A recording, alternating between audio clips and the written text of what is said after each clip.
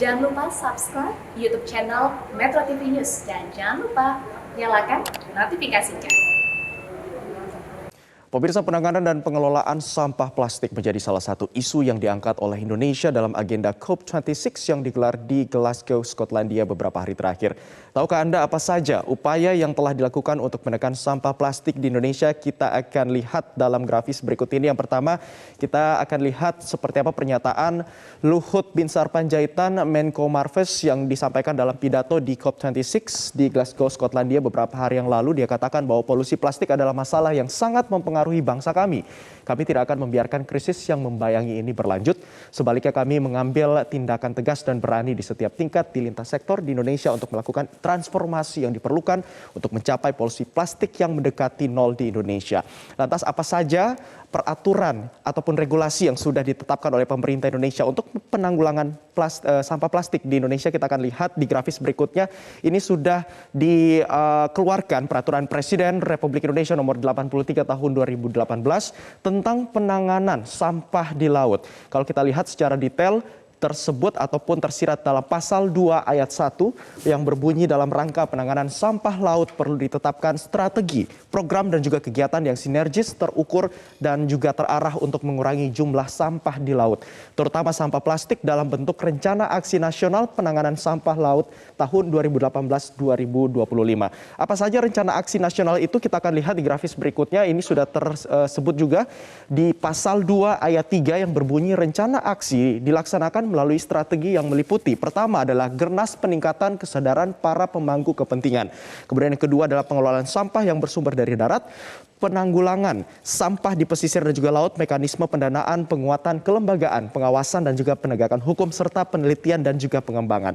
Lantas pertanyaan berikutnya, apa sebenarnya bahaya dari sampah plastik ini? Kita akan lihat yang pertama ada beberapa bahaya dari sampah plastik. Yang pertama adalah mengacaukan rantai makanan.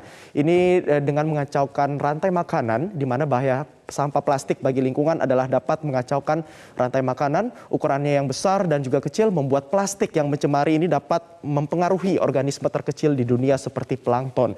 Ketiga organisme ini keracunan, pemirsa, karena menelan plastik. Hal inilah yang akan menyebabkan masalah bagi hewan yang lebih besar yang mengkonsumsi organisme-organisme kecil ini.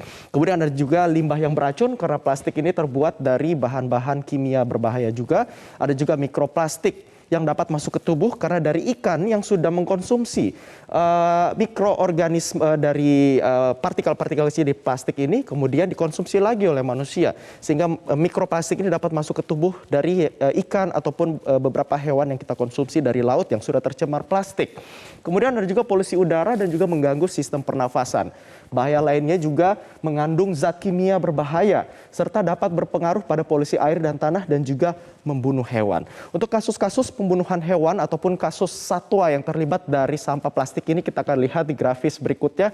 Yang pertama, tahun 2018 tepatnya bulan November, ini ada 3 penyu yang mati di Kepulauan Seribu. Para penyu ini ditemukan ada plastik di dalam mulutnya dan juga di sela-sela kaki di depan dan mati karena adanya sampah plastik. Dapat Anda lihat seperti inilah gambarnya. Kemudian di tahun yang sama atau bulan depannya, tepatnya di bulan Desember, ditemukan sekali lagi penyu yang mati yang terdampar di pantai Kulon Progo. Di mana di dalam perut penyu ini penuh dan juga berisi sampah plastik yang menumpuk. Kemudian di tahun 2020 atau tahun lalu di bulan Maret ada seekor ikan duyung yang mati terdampar di Pantai Pakin di Minahasa Selatan, Sulawesi Utara. Ditemukan juga ada sampah plastik di mulut ikan duyung ini. Dan di grafis berikutnya ini juga masih terkait dengan ikan ataupun satwa yang mati yang disebabkan karena sampah plastik. Pada tanggal 29 November 2018 ditemukan ada seekor paus yang terdampar di Pulau Kapota, Wangi-Wangi, Kabupaten Wakatobi, Sulawesi Utara. Sulawesi Tenggara maksud kami. Anda dapat bayangkan ditemukan 5,9 kg sampah plastik di dalam perut ikan paus tanah ini. Kemudian secara detail juga ditemukan ada plastik keras 140 gram, botol plastik, gelas plastik, kantong plastik, sendal jepit, dan juga tali rafia ada sebanyak 3,26 kg. Dari kasus-kasus ini, kemudian di grafis berikutnya kita juga akan melihat sebenarnya sudah berapa banyak data sampah plastik di Indonesia per tahunnya. Anda dapat bayangkan sebanyak 64 juta ton per tahun sampah yang dihasilkan di Indonesia, dengan secara detail 3,2 juta ton diantaranya ini dibuang dan juga mengalir ke laut. Dan juga ada sebanyak 87 kota di pesisir Indonesia memberikan kontribusi sampah ke laut diperkirakan 1,2 juta ton. Lantas seperti apa sampah-sampah yang berakhir di lautan ataupun di Teluk Jakarta? Kita akan lihat dari hasil penelitian pusat di oseanografi dari LIPI, ditemukan ada sebanyak 8,32 ton sampah yang masuk ke Teluk Jakarta setiap harinya. Ditemukan juga dari penelitian ini ada 6 tipe dan juga 19 kategori, serta kurang lebih 59% sampah plastik yang didominasi oleh styrofoam. Nah, lantas kemudian apa sebenarnya regulasi yang sudah ditetapkan oleh Pemprov DKI Jakarta untuk menangani sampah plastik? Dari Pergub DKI soal larangan plastik ini sudah dikeluarkan pada tahun lalu, tepatnya Pergub DKI Jakarta nomor 142 tahun 2019 tentang kewajiban penggunaan kantong belanja ramah lingkungan pada pusat perbelanjaan, toko swalayan, dan juga pasar rakyat. Ini sudah mulai berlaku sejak tahun lalu, 1 Juli 2020. Apa saja sanksinya kalau misalkan tidak dipatuhi? Kita akan lihat di grafis berikutnya.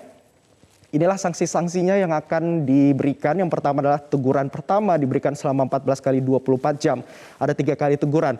Kalau teguran ini tidak dipenuhi, kemudian ada lagi sanksi selanjutnya. Di grafis berikutnya kita akan melihat ada teguran tertulis kalau tidak dipatuhi, dan juga akan dikenakan uang paksa secara bertahap dan juga mulai dari 5 juta.